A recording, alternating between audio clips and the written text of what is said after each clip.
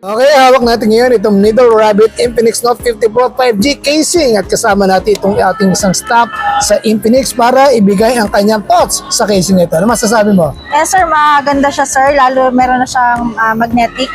So pwede siyang gamitan ng magnetic power bank. At the same time, mas maganda yung kulay niya tsaka yung design niya, mas elegant. May ka na nakikita ng ganyan design ano? Apo. Kamusta naman yung corner protection niya? Okay naman? Okay naman din sir, matibay. Tsaka yun sir, siya, mas yung camera niya may mga protector na din. Garantisado hindi masisira pag binagsak. Shockproof na din siya sir. Pero magaang naman, lightweight naman. Apo, lightweight din naman. Okay, kamusta yung cutouts niya sa gilid? Okay naman ang cutouts niya? Apo sir. Yung mga butas. Butas sa mga niya sir, sakto din siya sa charging, yung speaker niya sakto din.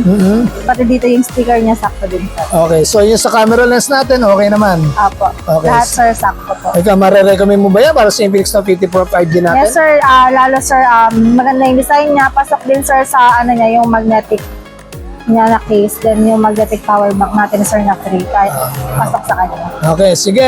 Kung gusto mo ako ito, click lang po si Hello Basket. Mabibili niya sa murang halaga.